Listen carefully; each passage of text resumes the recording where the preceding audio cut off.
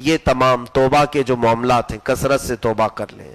اور جب بھی گناہ ہو جائے، گناہ کس سے نہیں ہوتا، خطا کس سے نہیں ہوتی، لیکن گناہ ہونے کے بعد شیطان کا ایک سب سے بڑا حربہ کیا ہے جانتے ہیں آپ؟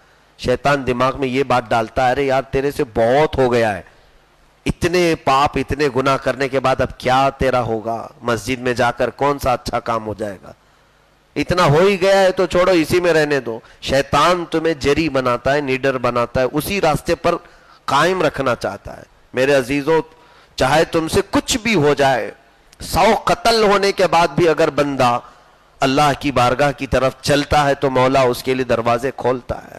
بخاری شریف کی حدیث ہے، بنی اسرائیل کا وہ شخص جس نے 100 قتل کیے تھے اور توبہ کرنے کے لیے جا رہا تھا مقدس گھر کی طرف اللہ کے، بیچ راستے میں اس کا انتقال ہوا، بیچ راستے میں مر گیا، توبہ بھی کرنے کی توفیق نہیں ہو پائی.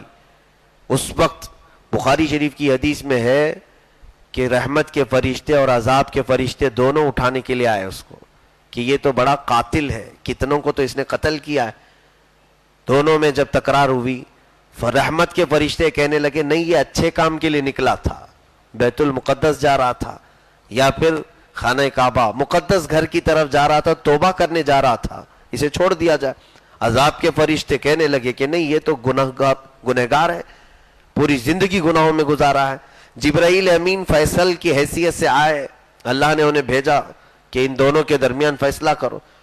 اور جبرائیل امین نے کیا کہا دونوں فرشتوں کو، زمین ناپ کر کے دیکھو جہاں سے یہ نکلا تھا اور مقدس گھر تک، کہ اگر یہ مقدس گھر سے قریب میں گرا ہے تو رحمت والے لے جائیں، اور اگر ابھی دور ہے گھر سے ہی قریب میں گر کر کے مرا ہے تو عذاب والے لے جائیں. دونوں فرشتوں نے ناپا تو برابر بیچ میں گرا تھا، آدھا ادھر آدھا ادھر.